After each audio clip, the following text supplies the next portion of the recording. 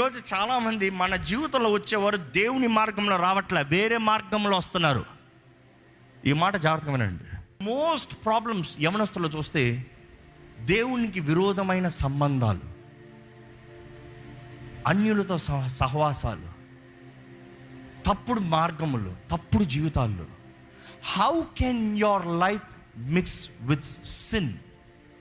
నీవు రక్షించబడిన వ్యక్తి అయిన తర్వాత, యేసు రక్తం ద్వారా కడగబడిన వ్యక్తి అయిన తర్వాత, యేసు రక్తం ద్వారా నిబంధన చేయబడిన వ్యక్తి తర్వాత, నీవు నీ జీవితంలో ఎవరికి పడితే వారికి ఎలాగ చోటిస్తావు?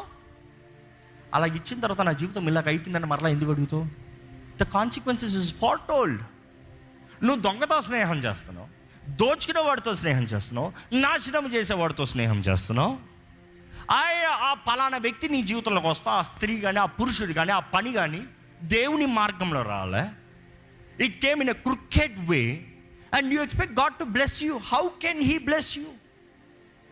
ఎలాగ ఆశీర్వదిస్తాడండి? మీరు తప్పుడు నిర్ణయాలు చేస్తారని తెలుసు. ఏమ్మా నీకు తెలియలేదా అని అడిగితే తెలుసు. తెలిసి ఎందుకు చేసావు? Because you are influenced. మాయగాడు మాయ చేస్తాడు. వాడు ఆది నుండి మోసపరుస్తూనే వచ్చాడు. ఆది నుండి మోసపరుస్తూనే వచ్చాడు. కాబట్టి దేవుడు అంటున్నాడు, నా ఆత్మ నీలో అంటే మోసం జరగదు. నీలో నా ఆత్మని పెట్టుకోలేదు కాబట్టి వాడు మాయకి నీ బుర్ర పడిపింది. సింపుల్. దేవుడు అక్కడ చూస్తే ఇక్కడ యేసుప్రభు అంటున్నాడు, నా ద్వారంగానే నా మందలోకి రావాలి, నా ద్వారంగానే నా చిత్తంలోనే రావాలి. అలాగ రాకను వస్తాడు. వచ్చేవాడు దొంగ. ఎందుకంటే దాంట్లోనే 10 చదవండి. దొంగ దేనికి వస్తాడంట? దొంగతనానికి, హత్యకి, నాశనము చేయుటకు వచ్చును. నాశనం చేస్తానికి దీనికి వస్తాడేమో కాదు. వాడు వచ్చిన ప్రతిసారి ఈ 3 జరుగుతుంది. అందుకని చాలామంది జీవితంలో దోచుకోబడుతున్నారు. అవకాశాలు దోచుకోబడుతున్నాయి, ఆశీర్వాదాలు దోచుకోబడుతున్నాయి, దీవెనలు దోచుకోబడుతున్నాయి, దేవునితో జీవితం దోచుకోబడుతుంది, ఒంటరి బ్రతుకుపోతుంది, సమాధానం దోచుకోబడుతుంది. You don't have peace in life, you don't have happiness in life, you don't have joy in life. పడుకోలేరు, సుఖంగా పడుకోలేరు. ఎందుకంటే అపవాది దోచుకుని వెళ్ళిపోయాడు. రెండో రకం ఏంటి? రెండోది ఏం చేస్తున్నాడంట? దొంగతనమును, హత్య.